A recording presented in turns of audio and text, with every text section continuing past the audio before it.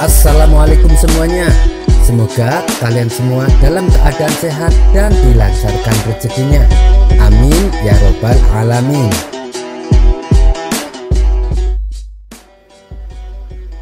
Maraknya kasus pencurian belakangan ini membuat masyarakat Baghdad mulai waspada. Di antaranya mengadakan ronda malam, hingga pada suatu malam giliran Abu Nawas yang mendapat tugas ronda. Sialnya, orang-orang yang dijadwalkan piket bersamanya tak ada satupun yang berangkat. Ada yang alasan karena sakit, ada pula yang alasan karena sedang keluar kota. Terpaksa Abu Nawas hanya seorang diri menjalankan tugas rondanya. Ia pun duduk sendirian di pos jaga sambil mengamati keadaan di sekelilingnya. Kala itu angin malam terasa dingin sampai menusuk tulang. Untungnya Abu Nawas membawa bekal selimut untuk menghangatkan badan. Setelah waktu menunjukkan tengah malam, Abu Nawas tak kuasa menahan rasa kantuknya. Dengan posisi terlentang dan tangan kanan menutup mata, ia pun akhirnya ketiduran sampai menjelang pagi. Dan saat ia terbangun, ternyata para warga sudah berkumpul di hadapannya. "Ini semua salah Abu Nawas, dia harus bertanggung jawab," teriak salah satu dari mereka. Abu Nawas yang tak tahu menau dengan yang telah terjadi menjadi bingung dan penasaran. "Ada apa ini? Kenapa saya disalahkan?" tanya Abu Nawas. Kemudian mereka menceritakan bahwa tadi malam telah terjadi aksi pencurian. "Kamu dapat piket ronda, tapi malah enak-enak tidur. Mana tanggung jawabmu?" tanya mereka penuh kecewa. Karena terus-menerus disalahkan, Abu Nawas akhirnya buka suara. "Siapa bilang aku ketiduran? Justru aku sudah mengejar pencurinya," protes Abu Nawas. "Mengejar pencuri? Dengan posisi terlentang dan menutup mata dengan tanganmu, kau bilang mengejar pencuri? Mengejar bagaimana?" tanya mereka kesal. "Kalian jangan salah paham. Posisi tanganku menutup mata, saya justru sedang menjaga matahari agar tidak terbit terlalu cepat, supaya aku berhasil menangkap pencurinya. Tapi kalian malah membangunkanku. Karena matahari sudah terbit, akhirnya si pencuri sudah kabur, dan aku tidak berhasil mengejarnya," kata Abu Nawas beralasan. Kisah selanjutnya adalah Abu Nawas menggali lubang di bawah tempat tidur untuk mencari keberuntungan. Cara Abu Nawas menyadarkan orang-orang dari perbuatan kelirunya memang sangat unik dan berbeda dengan ulama pada umumnya, seperti yang terjadi pada kisah berikut ini. Diceritakan, masyarakat Baghdad sedang ramai-ramainya mencari keberuntungan di tempat-tempat yang tak masuk akal, seperti menghuni di tempat angker sambil melakukan ritual. Ada pula yang mendatangi dukun-dukun sesat untuk meminta petunjuk. Hal ini membuat Abu Nawas geram. Ia pun berniat menyadarkan mereka, tapi dengan cara yang unik. Abu Nawas kemudian membuat lubang besar tepat di bawah tempat tidurnya. Perilaku Abu Nawas ini sontak membuat para warga heran dan bertanya-tanya. "Hei Abu Nawas, apa yang sedang kau lakukan?" tanya mereka. "Aku sedang mencari keberuntunganku," jawab Abu Nawas. Para warga seketika tertawa mendengar jawaban Abu Nawas. "Mencari keberuntungan, kenapa sampai menggali lubang di bawah tempat tidurmu?" tanya mereka dengan nada mengejek.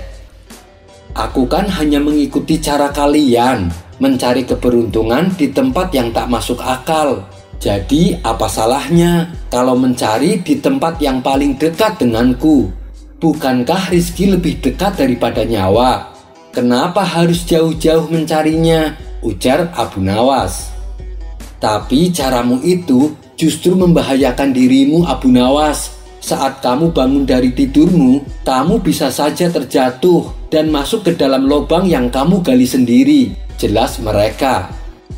"Lalu bagaimana dengan kalian? Kalian mencari keberuntungan dengan menghuni tempat angker sambil melakukan ritual. Ada pula yang mendatangi dukun-dukun sesat. Kalau jatuhku ini masih mending, hanya terperosok ke dalam lubang tanah. Tapi kalian lebih berbahaya. Kalian akan jatuh ke dalam lubang kesirikan yang akan membuat kalian kekal berada di dalam lubang api neraka, tutur Abu Nawas.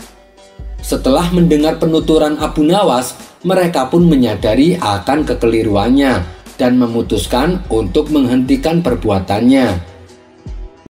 Kisah selanjutnya diceritakan seorang kerabat yang jauh mengunjungi rumah Abu Nawas.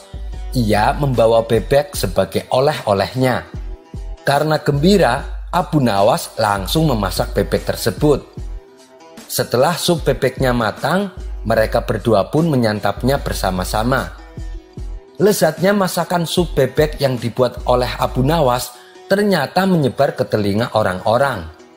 Hal itu membuat mereka silih berganti datang ke rumah Abu Nawas sambil membawa bebek.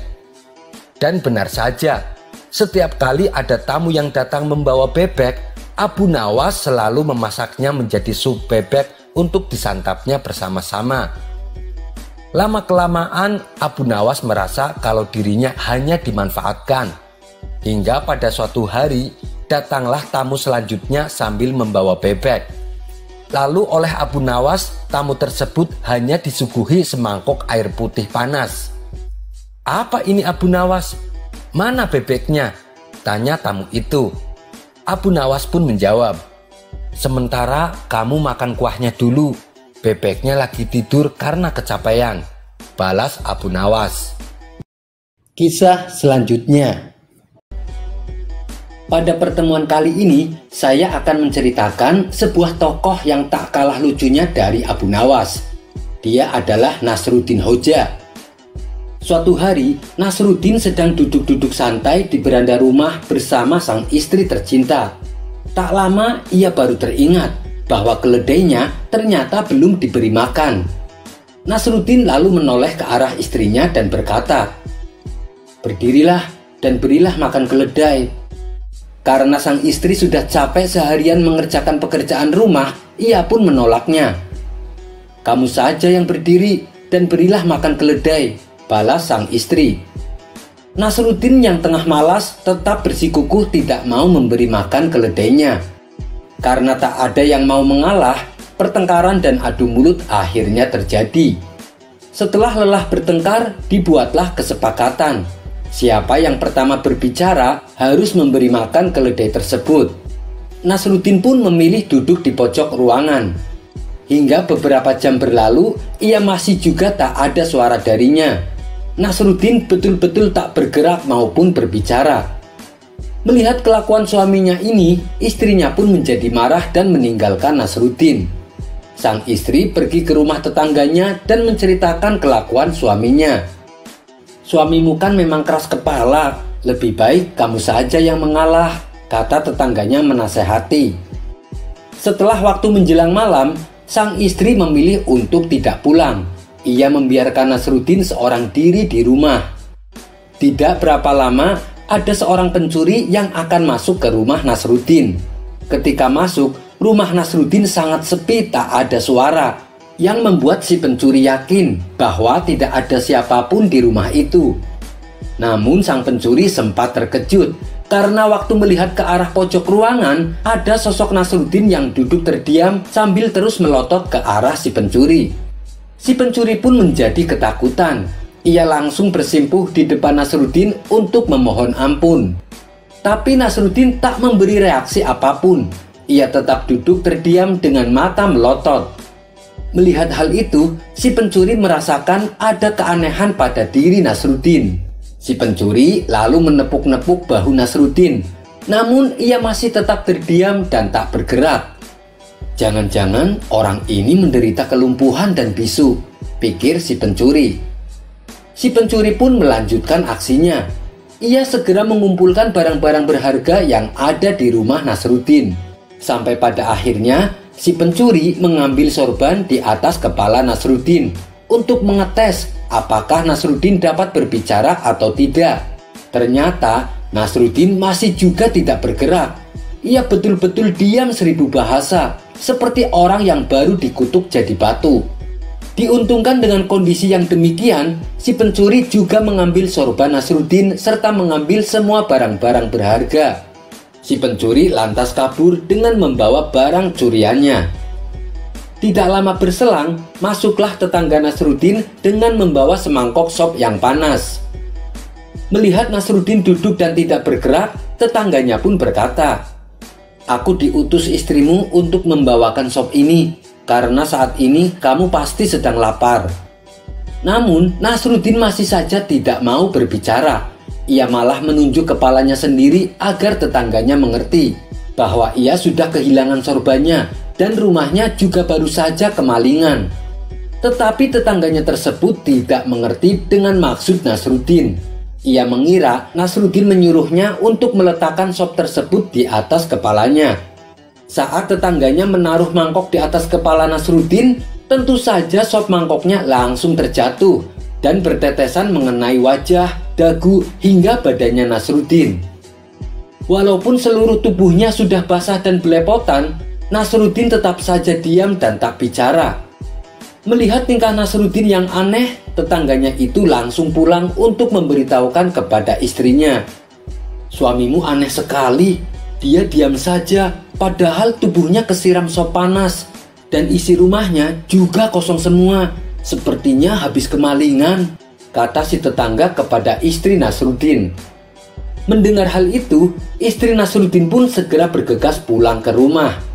Setibanya di sana, sang istri sangat terkejut sebab isi rumahnya jadi kosong melompong, hanya tersisa meja dan kursi. "Kenapa rumah kita bisa kemalingan? Apa yang sebenarnya terjadi?" tanya sang istri penuh emosi. Alih-alih menjelaskan apa yang terjadi, Nasruddin malah berkata dengan santainya, "Pergilah dan beri makan keledai. Kamu sudah kalah karena berbicara terlebih dahulu. Jangan keras kepala dan turuti perintah suamimu." Mendengar itu, sang istri pun bertambah emosi. Ia langsung melemparkan sandal ke arah Nasruddin. Kisah selanjutnya. Ada-ada saja ulah Abu Nawas. Kali ini ia membuat kesalahan yang cukup serius. Kesalahan yang ia perbuat adalah ia sering datang ke berbagai tempat dan meneriakkan khutbah yang sama. Dalam khutbahnya, Abu Nawas selalu menyebut bahwa para ahli ilmu, yakni para ulama, sebagai orang yang bodoh. Tentu saja khutbah yang disampaikan Abu Nawas ini dianggap mengganggu ketenangan masyarakat, sebab ia dengan mudahnya mencela para ulama yang merupakan sosok panutan masyarakat. Akibat ulah Abu Nawas ini, ia hampir saja dipukul warga. Untunglah ada saja orang lain yang dengan sigap menolong Abu Nawas dari amukan warga. Perbuatan Abu Nawas ini juga mengundang reaksi kemarahan para ulama. Para ulama ini pun bersepakat mengadukan perbuatan Abu Nawas kepada Baginda Raja. "Paduka yang mulia, kami ingin mengadukan perbuatan Abu Nawas. Dia telah membuat gaduh di tengah-tengah masyarakat," kata para ulama melaporkan. "Memangnya apa yang telah Abu Nawas perbuat?" tanya Baginda Raja. "Dia menyebut kalau para ulama adalah orang yang bodoh dan ia mengatakannya di berbagai tempat," jawab mereka. Sejenak Baginda Raja terdiam. Baginda Raja tahu betul bila Abu Nawas mengatakan hal itu pasti ada maksudnya. Abu Nawas tak mungkin gegabah menuduh seseorang bodoh, apalagi seorang ulama. "Kenapa tidak kalian ajak saja Abu Nawas untuk berdiskusi?" saran Baginda Raja. "Itu tidak mungkin, Paduka yang mulia, karena perbuatan Abu Nawas ini juga membuat warga marah. Bahkan Abu Nawas hampir diamuk warga, Paduka yang mulia. Tapi untungnya ada yang menyelamatkan. Kalau dibiarkan terus-menerus, saya khawatir Abu Nawas bisa mati diamuk warga. Jadi kami minta kepada Paduka supaya Abu Nawas dihukum. Dengan begitu bisa meredam amarah warga, Paduka yang mulia," ujar para ulama. Sebagai raja yang adil, saya tidak mungkin menghukum seseorang sebelum orang tersebut membuat pembelaan.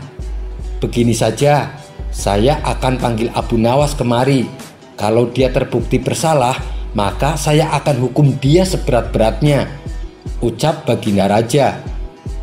Kemudian Baginda Raja menyuruh beberapa pengawal istana menjemput Abu Nawas di rumahnya. Singkat cerita, datanglah Abu Nawas menghadap Baginda Raja. Maka diadakanlah pengadilan di mana Abu Nawas sebagai terdakwanya. Di ruang persidangan tersebut, seluruh ulama kota Baghdad dikumpulkan. Mereka menuntut supaya Abu Nawas dihukum atas perbuatannya. Hai Abu Nawas, benarkah kau mengatakan bahwa ulama adalah orang yang bodoh? Tanya Baginda Raja. Benar Paduka yang mulia, jawab Abu Nawas. Apa alasanmu berkata demikian? Apa kau tak menyadari perbuatanmu ini mengundang reaksi kemarahan warga dan juga menyakiti hati para ulama, ujar Baginda Raja. Begini Paduka yang mulia, sebelum saya menjawabnya, bolehkah saya minta beberapa kertas dan pena? Pinta Abu Nawas.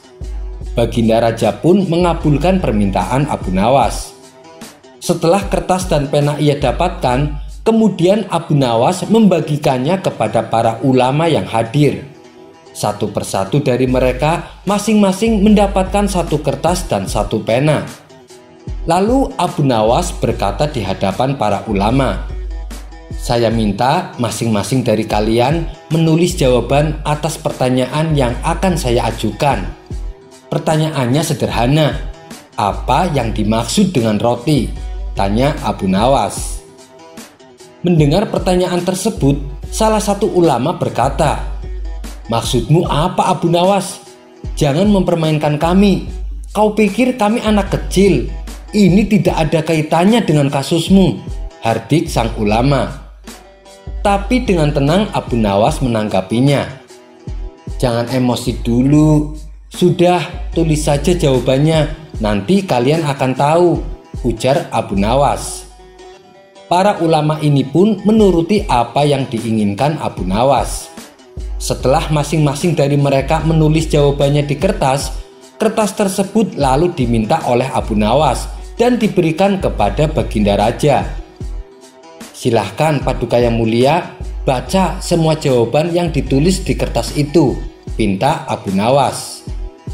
Baginda Raja pun membacanya satu persatu. Ulama pertama menjawab, roti adalah sebuah makanan. Ulama kedua menjawab, roti adalah karunia dari Allah. Ulama ketiga menjawab, roti adalah gandum yang sudah dimasak. Ulama keempat menjawab, roti adalah makanan bergizi. Setelah Baginda Raja selesai membaca semua kertas jawaban, Abu Nawas kemudian berkata kepada semua yang hadir di ruang sidang, kalian semua mengaku sebagai ahli ilmu, tapi tak satu pun dari kalian mempunyai jawaban yang sama tentang roti. Wahai Baginda Raja, kalau roti saja mereka berbeda jawaban, apakah mereka pantas menentukan khutbahku benar atau salah? Apakah Paduka Raja mau mempercayakan keputusan kepada orang-orang seperti ini? Bukankah terdengar lucu? Roti yang mereka makan setiap hari saja, mereka tidak sepakat dengan jawabannya. Tak ada satupun jawaban yang sama. Tapi dengan mudahnya mereka sepakat menilai kalau khutbahku adalah salah. Itulah kenapa saya mengatakan bahwa para ahli ilmu adalah orang yang bodoh, kata Abu Nawas menjelaskan. Semua ulama yang hadir di persidangan hanya terdiam. Kalaupun mereka membantah, pasti akan ada saja jawabannya, mengingat Abu Nawas adalah orang yang cerdik. Sementara itu, Baginda Raja justru menjadi kagum dengan cara berpikirnya Abu Nawas.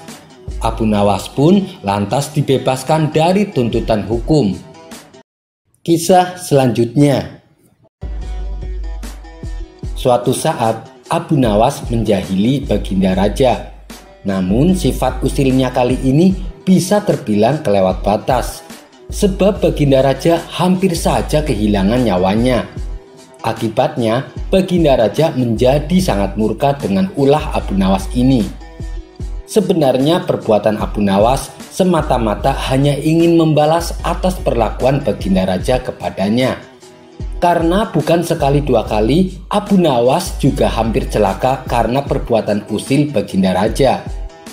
Saat ini Baginda Raja diselimuti amarah yang sangat memuncak. "Cari Abu Nawas, tangkap dan bawa ke sini," titah Baginda Raja.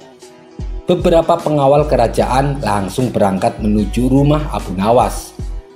Sesampainya di sana, para pengawal ini langsung menangkap Abu Nawas dengan kasar. "Apa-apaan ini? Apa salah saya?" tanya Abu Nawas ketakutan. "Kami diperintah raja untuk menangkapmu. Kalau kamu menolak, kami tetap akan membawamu dengan cara paksa," jawab para pengawal.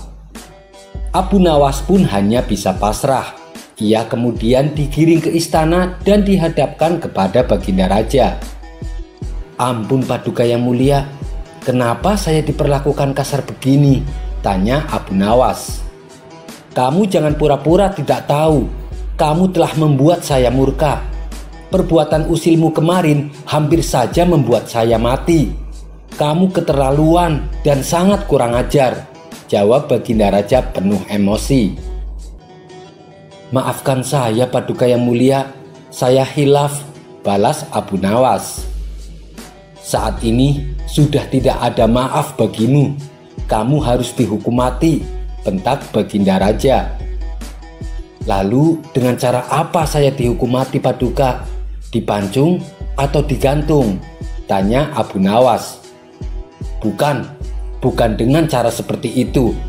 Karena hukuman seperti itu hanya jadi bahan lelucon bagimu," balas Baginda Raja bertambah emosi. Abu Nawas menangkap keseriusan pada diri Baginda Raja.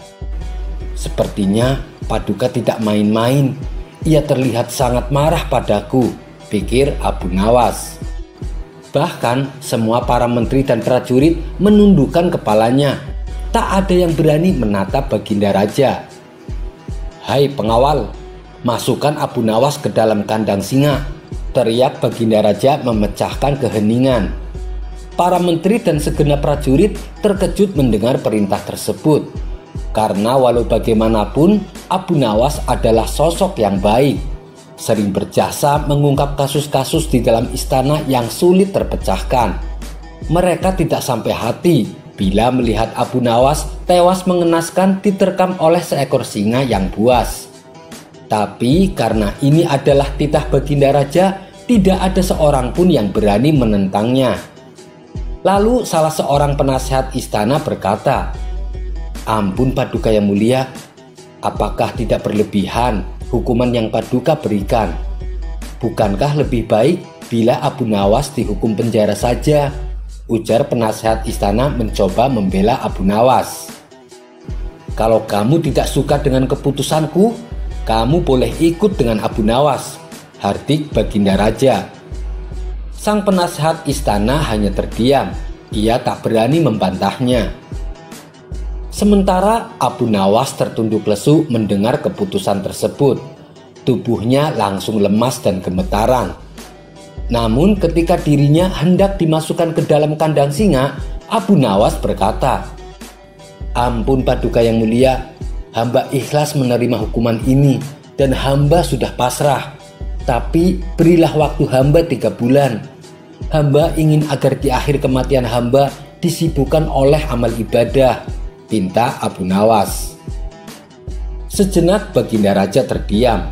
Tidak berapa lama, kemudian Baginda Raja berkata, "Baik, aku kabulkan permintaanmu. Tapi selama itu pula, kamu harus hidup dalam penjara dan kamu dilarang menemui keluargamu," balas Baginda Raja. Abu Nawas pun menyetujui syarat tersebut. "Kalau diperkenankan, bolehkah saya minta satu permintaan lagi?" tutur Abu Nawas. "Apa permintaanmu?" tanya Baginda Raja. "Supaya kehidupanku di dalam penjara tidak membosankan, izinkan saya memberi makan singa yang ada di kandang, jawab Abu Nawas. Tidak masalah, nanti ruang penjaramu bersebelahan dengan kandang singa, ujar Baginda Raja. Maka dimasukkanlah Abu Nawas ke dalam penjara. Di bulan pertama, Abu Nawas menghabiskan waktunya dengan beribadah. Sedangkan tiap pagi dan sore, waktunya ia habiskan untuk memberi makan singa. Di bulan kedua dan ketiga, Abu Nawas semakin tekun beribadah. Ia juga semakin rajin memberi makan singa. Abu Nawas memperlakukan singa itu layaknya seorang sahabatnya. 3 bulan pun berlalu, dan tibalah saatnya bagi Abu Nawas untuk menjalani hukuman. Atas perintah Baginda Raja, beberapa pengawal istana memasukkan Abu Nawas ke kandang singa. Sementara para menteri yang ikut menyaksikan merasa iba dengan nasib Abu Nawas. Tapi tiba-tiba terjadi peristiwa yang tidak terduga. Saat Abu Nawas berada di dalam kandang singa, singa tersebut tidak menerkamnya. Yang ada justru singa itu menjilati kaki dan tangan Abu Nawas. Abu Nawas pun membalasnya dengan mengelus-elus tubuh dan kepala singa. Singa yang terkenal buas ini mendadak tunduk dan nurut kepada Abu Nawas. Sontak saja pemandangan ini membuat mereka yang hadir menjadi terkejut dan heran. Bahkan beberapa menteri saling berbisik. Abu Nawas ternyata punya kesaktian, ujar salah satu dari mereka. Karena sang singa tak mau menerkam Abu Nawas, akhirnya Abu Nawas pun dikeluarkan dari kandang dan disuruh menghadap Baginda Raja. Hei Abu Nawas, kenapa singa itu tidak mau memakanmu? Kamu punya kesaktian, tanya Baginda Raja. Sama sekali saya tidak punya kesaktian, Paduka, jawab Abu Nawas. Tapi kenapa singa itu tidak mau memakanmu? Tanya Baginda Raja kembali. Begini Paduka yang mulia, selama 3 bulan ini saya rutin memberi singa itu makan dan minum, dan saya juga memperlakukan dia dengan baik. Oleh sebab itulah saya tidak dimangsanya, sebab ia pikir saya adalah orang yang berjasa bagi dia. Padahal hanya 3 bulan saya memperlakukan dia dengan baik. Dia memang seekor singa yang buas, tapi dia tahu balas budi. Buktinya dia tidak memangsaku. Sedangkan Paduka sendiri, bertahun-tahun saya mengabdi kepada Paduka dan berjasa bagi istana ini. Tapi hanya karena satu kesalahan, Paduka begitu tega menjatuhkan hukuman mati kepada saya, tutur Abu Nawas menjelaskan. Mendengar hal itu, Baginda Raja pun menyadari akan kesalahannya. Maafkan aku Abu Nawas, saya telah berbuat khilaf. Baiklah, sekarang kamu boleh pulang. Dan ini ada hadiah uang untukmu dan keluargamu. Terimalah sebagai rasa terima kasihku karena telah menyadarkanku, ujar Baginda Raja. Berkat kecerdikan Abu Nawas, ia kembali lolos dari hukuman mati. Kisah selanjutnya. Raja Harun al-Rasyid tak henti-hentinya mengerjai Abu Nawas, namun selalu lolos dari perangkapnya. Yang ada malah Baginda Raja sendiri yang menanggung kekalahan. Kalaulah beradu otak, pasti Abu Nawas yang akan menang. Dan Raja tahu betul kecerdasan dan kecerdikan Abu Nawas. Sang Raja pun mempunyai ide untuk mengalahkan Abu Nawas, yaitu diajak adu lomba memanah. Karena lomba tersebut yang dibutuhkan adalah keahlian, bukan kecerdasan otak. Maka dipanggillah Abu Nawas ke istana. Ada gerangan apa Baginda Raja memanggil hamba? Tanya Abu Nawas kepada sang Raja. Aku sedang mengadakan lomba memanah. Berhubung kamu ada di istana, maka kamu harus ikut lomba tersebut, ucap sang Raja. Waduh, saya masuk perangkap sang Raja nih, gumam Abu Nawas dalam hati. Di saat Abu Nawas kebingungan, sang Raja berkata, Hai Abu Nawas, kenapa kamu bengong? Ada hadiah besar menantimu. Tapi syaratnya kamu hanya boleh memanah 1 kali dan harus tepat sasaran. Kalau kamu berhasil, maka hadiah besar bisa kamu bawa pulang. Tapi kalau kamu gagal, kamu harus pulang ke rumah dengan jalan merangkak." Ternyata dugaan saya benar. Raja mengundang saya ke istana hanya ingin mempermalukan saya. Sudah tahu kalau saya tak pandai memanah, tapi dipaksa ikut lomba memanah, ucap Abu Nawas dalam hati. Ia pun berpikir keras agar lepas dari jebakan sang raja. Abu Nawas dengan berat hati mengambil busur dan tempat anak panah. Otaknya terus berputar mencari cara supaya dirinya tidak dipermalukan oleh sang raja. Akhirnya dengan memantapkan hati, Abu Nawas membidik sasaran. Ia pun mulai memanah. Sudah bisa ditebak, anak panah melesat jauh dari sasaran. Namun dengan kecerdikannya, Abu Nawas berteriak, "Itu tadi gaya memanah Tuan Menteri." Segera dicabutnya sebuah anak panah lagi. Ia membidiknya dan memanah lagi. Masih juga panah melesat dari sasaran. Abu Nawas berteriak lagi. Demikianlah gaya Tuan Wali Kota memanah. Baginda Raja menjadi tidak sabar. Ia pun berteriak, "Hai Abu Nawas, mana gaya memanahmu?" "Tenang Baginda, gaya hamba tentu lebih baik," ujar Abu Nawas tetap berlagak pintar. Selanjutnya Abu Nawas segera mencabut sebuah anak panah lagi. Ia membidik dan memanah lagi dan melesat lagi, bahkan makin jauh dari sasaran. Ia berteriak lebih keras lagi, "Ini gaya Tuan Lurah memanah." "Wahai Abu Nawas, yang aku minta gaya memanahmu, bukan gaya orang lain," hardik sang raja. Abu Nawas nyaris putus asa, tapi tetap menunjukkan wajah lucunya. "Tenang Baginda, tenang," ucapnya seraya mengambil anak panah lagi. Ini adalah untuk yang keempat kalinya Abu Nawas mencabut anak panah. Beruntung baginya, kali ini anak panah secara kebetulan melesat menyentuh sasaran. Ia pun berteriak sangat kencang, "Inilah gaya Abu Nawas memanah. Untuk itu kita tunggu hadiah dari Paduka Raja." Melihat kecerdikan Abu Nawas, sang raja pun tak henti-hentinya tertawa. "Kamu memang cerdik Abu Nawas," kata sang raja sambil menyerahkan hadiahnya. Sampai bertemu lagi di kisah selanjutnya. Wassalamualaikum warahmatullahi wabarakatuh.